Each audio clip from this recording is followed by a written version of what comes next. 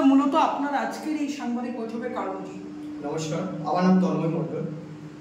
কান্দি সংলগ্ন সমস্ত এলাকাবাসীর উদ্দেশ্যে আমি একটা উদ্যোগ নিয়েছি, সেটা হচ্ছে টোল ফ্রি নাম্বার। এই টোল ফ্রি নাম্বারের মাধ্যমে আমরা দুটো পরিষেবা প্রদান করবো। প্রত্যাশার এক নতুন আলোর দিশা। এই প্রত্যাশার একটাই উদ্দেশ্য, সেটা হচ্ছে কি সুস্বাস্থ্য ব্যবস্থা তৈরি করা।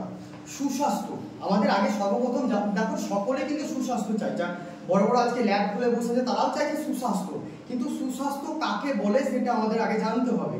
তো সুস্বাস্থ্য অর্থাৎ দেখো সবকিছু চলে আমাদের শরীর, এই শরীর এবং মন এই দুটোর উপর ডিপেন্ড করে চলে। তো সুস্বাস্থ্য তখনই সম্ভব যখন শরীর এবং মন একত্রিত করে যখন পরিষেবা দেওয়া হবে, তখন তাকে বলে সুস্বাস্থ্য, তখন সেটা সেবা হবে। তাই এবং ব্যবস্থা এটা দেখো, এটা কিন্তু বিজনেস নয়।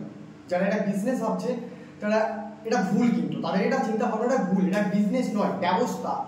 দেখো, বিশ্বাস ছাড়া কিন্তু ব্যবসা হবে না। ব্যবস্থা ব্যবসার একটা ধাপ হচ্ছে ব্যবস্থা, যেটাকে ব্যবসা কথার অর্থ যেটাকে বলা হয়, ব্যবসা কথার অর্থটাই হচ্ছে ব্যবস্থাকে ঠিক করা, সেটা হচ্ছে ব্যবসা। বিজনেস আর ব্যবসা কিন্তু আলাদা।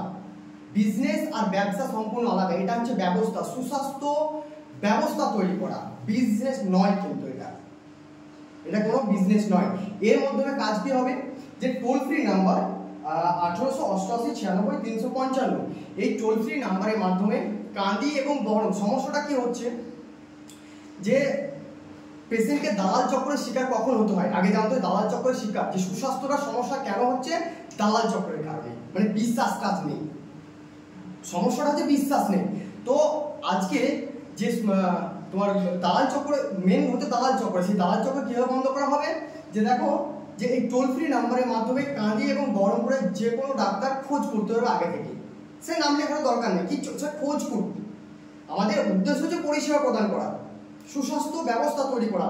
তাকে কিচ্ছু শুধু সে যে জানে না, যে সমস্ত পেশেন্টরা জানে না যে কান্দি অথবা বহরমপুরে যে ডাক্তারকে দেখাবে সেই ডাক্তার কোথায় এবং কোন চেম্বারে বসছে, সঠিক তথ্যটা থাকে না।